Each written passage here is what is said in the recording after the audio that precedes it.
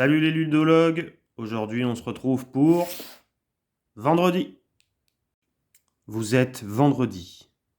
Vous passez votre vie sur une île déserte. Cette tranquillité est troublée quand Robinson chavire de son bateau et échoue sur votre plage. Pour donner à Robinson une chance de quitter l'île, vous devez lui apprendre à perfectionner ses capacités de survie face au péril.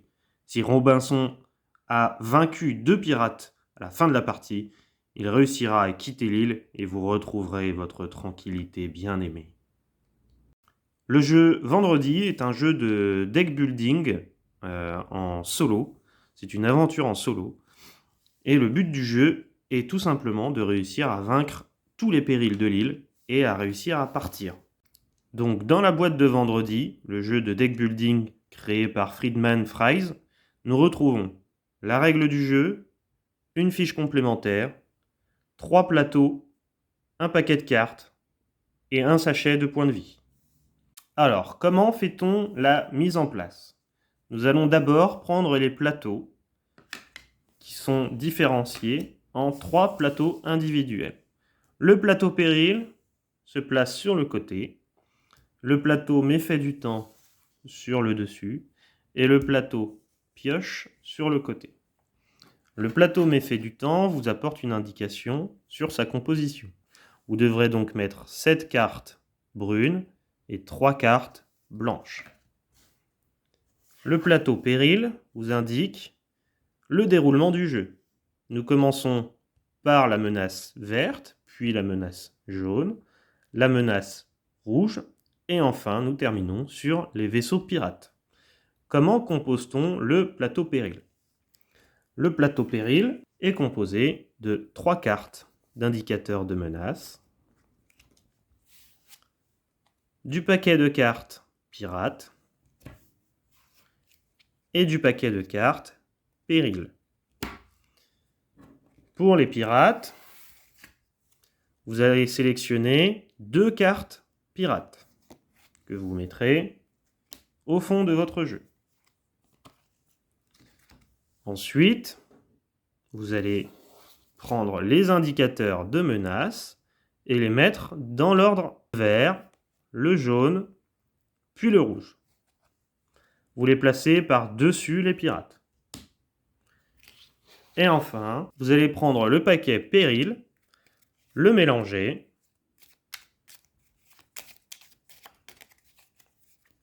et le placer par-dessus les cartes indicateurs de menace. L'indicateur de menace nous dit qu'en ce moment, je suis en niveau vert et que les périls à affronter seront donc de niveau vert. Ensuite, pour la partie pioche, vous allez simplement prendre toutes les cartes qui sont avec Robinson et une palissade simple. Il ne doit rien avoir d'autre que la palissade simple. Donc par exemple, cette carte-là n'a rien à faire dans mon deck de base. Je l'enlève.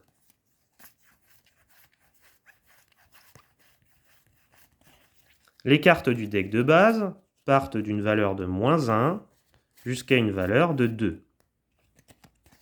Vous mélangez votre deck et le placez sur le plateau pioche. Et enfin, vous allez prendre les cartes avec un panneau brun et un panneau blanc. Les cartes avec un panneau brun sont à dissocier des panneaux blancs. Donc les panneaux blancs sont au nombre de 3. Vous allez prendre ces 3 cartes, les mélanger et les placer sur le fond du paquet. Pour une partie normale, la règle du jeu nous dit qu'il faut enlever la carte très stupide des panneaux bruns. Elle sera ajoutée pour une difficulté supplémentaire. Donc cette carte-là peut être retirée du jeu. Il vous reste donc maintenant 7 cartes panneaux bruns que vous allez mélanger et placer au-dessus des cartes déjà présentes sur le paquet. Ce paquet représente les méfaits du temps. Il ne vous reste plus qu'à prendre les points de vie. Les points de vie sont indiqués par ces petits jetons en bois. Ils sont au nombre de 22, vous allez en placer 2 directement en réserve, et le reste sont vos points de vie de base. À chaque fois que vous aurez besoin de dépenser des points de vie, les points de vie passeront de votre paquet personnel jusqu'à la partie réserve. À chaque fois que vous récupérerez des points de vie, ils passeront de la réserve à vos points de vie. Il ne reste plus qu'à faire la partie. Comment se déroule une partie ? Dans une partie, Robinson doit pouvoir faire des aventures pour s'enrichir en termes d'expérience et réussir à vaincre des pirates pour quitter l'île. Comment se répartissent les aventures ? À chaque début de manche, vous allez tirer 2 cartes aventure. Et sur ces cartes, nous avons plusieurs informations. Nous avons le nom du péril, donc explorer l'île. Nous avons 3 indicateurs, orange, jaune et vert, un indicateur blanc, et de l'autre côté, les cartes à remporter. Nous verrons cette partie-là plus tard. Commençons par la partie péril. L'indicateur blanc vous indique le nombre de cartes de votre deck que vous allez pouvoir utiliser, et je dis bien pouvoir utiliser, vous n'êtes pas obligé d'aller au bout des deux, pour vaincre le péril. Donc sur notre manche, nous avons l'indicateur vert, ce qui veut dire que pour 2 cartes, nous devrons atteindre une valeur de 1. Nous tombons sur l'exemple où nous avons 2 fois la même carte.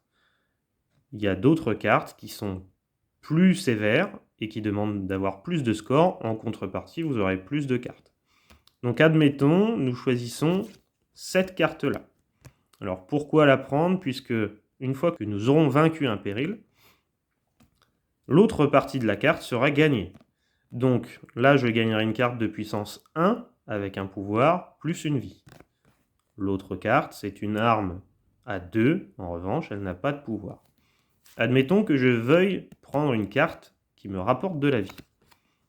J'affronte le péril et je mets en défausse le deuxième péril sur le côté.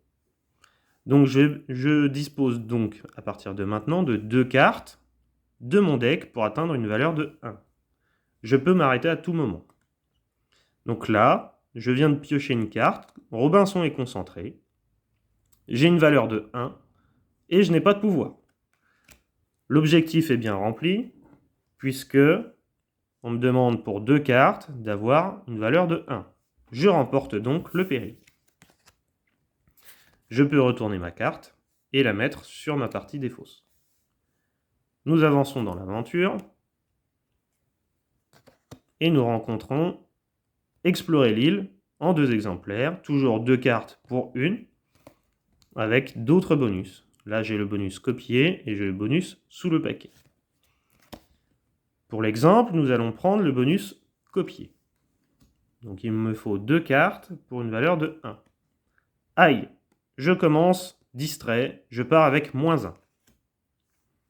J'ai le droit à une seconde carte. Mince, je suis toujours distrait, j'ai toujours -1. Je fais mon total de points, j'arrive à -2 pour une valeur de 1. 2 choix s'offrent à moi.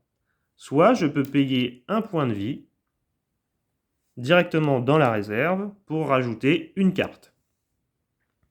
J'arrive avec une carte où je mange et j'ai plus de points de vie.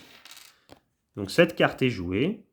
Je peux décider d'activer son pouvoir. Pour activer son pouvoir, je bascule la carte sur le côté et je fais son effet. Donc là, je prends 2 points de vie. Je peux décider, encore une fois, de continuer à payer en points de vie pour reprendre des cartes. Chaque carte supplémentaire vous coûtera 1 point de vie. La deuxième solution est de faire la différence entre notre objectif et notre score total. Ici, j'ai -2 pour une valeur de 1, ce qui me fait une valeur de 3 de différence. Je paye donc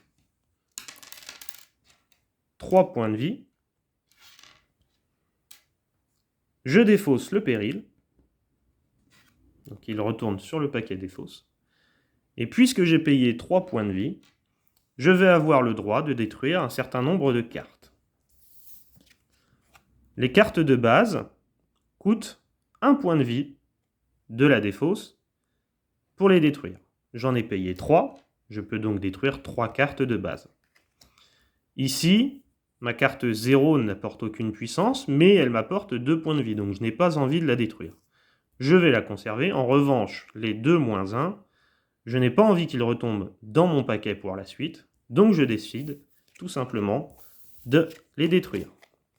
Je les détruis et je le place sur le côté. Il peut arriver au cours de votre aventure que vous ayez besoin de plus de cartes que disponibles. Ici, pour les animaux sauvages, je devrais utiliser jusqu'à 4 cartes. En revanche, dans mon paquet de pioches, je n'ai plus que 2 cartes. Regardons ensemble ce que nous donne comme information le plateau. Le plateau nous dit qu'une fois que la pioche est vide, je dois ajouter plus une carte de méfaits du temps. Les cartes méfaits du temps sont les cartes ici, avec les panneaux Robinson brun et Robinson blanc. Les cartes méfaits du temps vont ajouter une partie temporelle à votre deck et diminuer l'efficacité de Robinson dans ses aventures. Je prends donc tout de suite la première carte méfait du temps sans la regarder.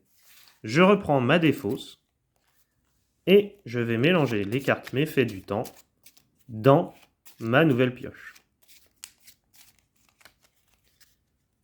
La carte méfait du temps est maintenant intégrée à mon deck de base. Je peux poursuivre mon aventure et poursuivre mon tirage de cartes. Ici, nous avions le droit à 4 cartes. J'arrive à un total de 0. Je pourrais donc soit payer 4 points pour défausser le péril et détruire jusqu'à 4 cartes, ou alors utiliser un point de vie pour ajouter une carte supplémentaire à chaque fois. Voyons ensemble les cartes méfaits du temps. Comment peut-on les détruire? Donc ici, admettons que j'ai tiré une carte très stupide sur mon jeu. La carte très stupide me demande, à l'inverse des cartes de base, non pas 1, mais 2 points de vie pour être détruit. Ce qui veut dire que dans cette configuration-là, je suis à -2 plus 2, 0, -1, -2. -2 pour 4. Je dois payer 6 points de vie. 3, 6. Je paye mes 6 points de vie et je peux détruire jusqu'à 6 cartes. Je détruis 1, 2 pour 2 points de vie. Et ici, je dois 2 points de vie supplémentaires pour pouvoir la détruire. Donc dans les 6 points que j'ai défaussés, je vais donc bien pouvoir détruire mes 3 cartes. Au cours de votre partie, vous allez être amené également à épuiser la pile de cartes péril. Je pioche mes périls et je constate que ma pioche est vide. Je choisis le péril que je veux affronter. Donc ici, on va partir sur les animaux sauvages. J'effectue mon tour normalement. Admettons que j'ai gagné mon péril. Et je passe directement de la couleur verte à la couleur jaune. À partir de maintenant, toutes les cartes péril que je devrais affronter passeront du stade vert au stade jaune, ce qui a pour effet de compliquer votre partie. Vous répéterez bien entendu cette action une fois supplémentaire pour passer en stade rouge. Une fois le stade rouge dépassé, vous aurez très certainement une pioche péril, une défausse péril, pardon, qui sera beaucoup plus épuisée que maintenant. Donc vous allez passer à la partie pirate. Et c'est à ce moment-là où vous allez pouvoir révéler les 2 cartes pirates que vous avez sélectionnées. Donc pour cette première carte, pirate, je devrais utiliser jusqu'à 10 cartes pour combattre une force de 40. Pour la seconde carte pirate, j'aurai le droit à 5 cartes pour une valeur étoile. Cette valeur étoile me dit plus 2 points de péril pour chaque carte méfait du temps. Les cartes méfaits du temps sont les cartes que j'ai ajoutées dans mon deck. Et donc cette valeur sera multipliée par ce nombre de cartes. Les cartes bateaux ont un certain nombre d'effets que je ne détaillerai pas ici. À savoir que les 2 cartes pirates sont à vaincre pour remporter la partie. Ils sont à vaincre dans l'ordre de votre choix. Donc, admettons que je commence par la première carte. J'ai le droit donc à 10 cartes de mon deck pour vaincre le pirate.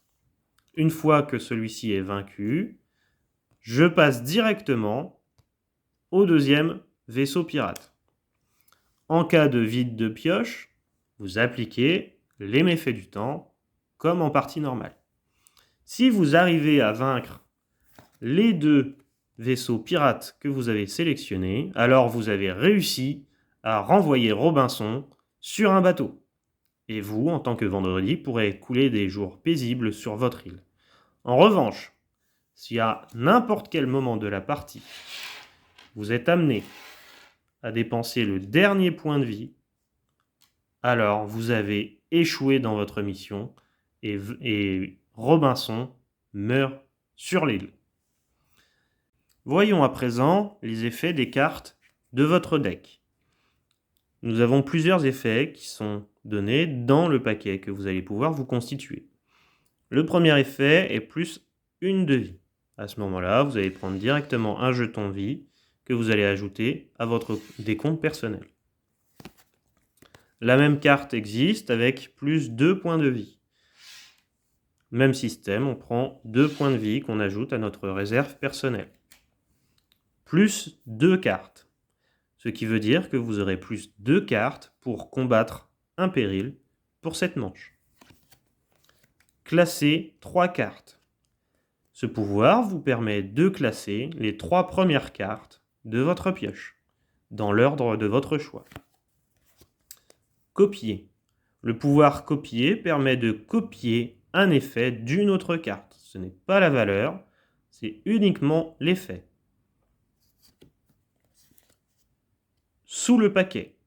Ça me permet de choisir une carte que j'ai jouée et de la placer directement sous mon paquet pour éviter qu'elle arrive dans le décompte de cette manche. Échange x2 nous permet de sélectionner jusqu'à 2 cartes, les mettre en défausse et de reprendre 2 cartes de notre pile. Doubler permet de doubler la valeur d'une autre carte. Ce pouvoir ne peut pas être appliqué sur la carte qui la possède. Période -1 nous permet de choisir une carte péril et d'appliquer un indicateur de temps de -1. Donc admettons que je sois en période rouge. En jouant la carte période -1 et en l'activant, je devrais obtenir un score total de 3 au lieu de 6. Et enfin, la carte détruire va me permettre de retourner une carte sur ma manche. Cette carte n'a plus de pouvoir, elle a une valeur totale de 0, et en fin de manche, cette carte sera retirée du jeu. Voilà, c'est tout pour aujourd'hui. J'espère que cette règle est suffisamment claire et vous a plu. On se retrouve très bientôt pour une partie en solo. Salut les ludologues!